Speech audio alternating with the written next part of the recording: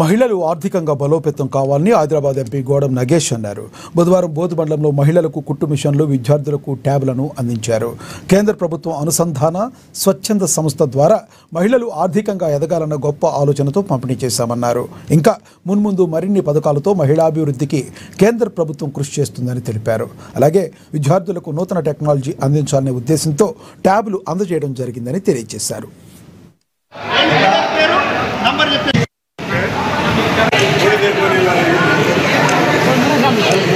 మరి computer knowledge ఉండాలని ఈరోజు ఏఐ బాగా పనిచేస్తూ ఉంది కాబట్టి ఏఐ శిక్షణ కూడా వస్తూ ఉంది కాబట్టి వాళ్ళకి ఇంట్లో అవైలబుల్ లేనటువంటి సందర్భంలో పాఠశాలలోనే ఒక లైబ్రరీలో ఆ శిక్షా ట్యాబ్లెట్స్ పెట్టుకుని వాళ్ళు ముఖ్యంగా ప్రధాన ఉపాధ్యాయుల టైం ప్రకారంగా వారిని శిక్షణ ఇచ్చే కార్యక్రమం పేద మహిళలకు కూడా వారు ఆర్థికంగా ఎదగడానికి, ఎందుకంటే చాలామంది కాస్ట్ ఒక 5 నుంచి 6 వేలే కానీ అంతా కూడా వాళ్ళు పెట్టుకునే స్తోమత లేదు. కాబట్టి ఈరోజు కేంద్ర ప్రభుత్వం నరేంద్ర మోడీ గారి యొక్క ఆలోచన ప్రతి ఒక్కరు కూడా ఏదో రకంగా శిక్షణ పొంది దాన్ని అప్గ్రేడ్ చేస్తూ వాళ్ళ కాళ్ళపై వాళ్ళు నిలబడాలని చెప్పేసి ఆలోచనతో భాగంగానే ఈరోజు ఈ కార్యక్రమాన్ని నిర్వహించడం జరిగింది.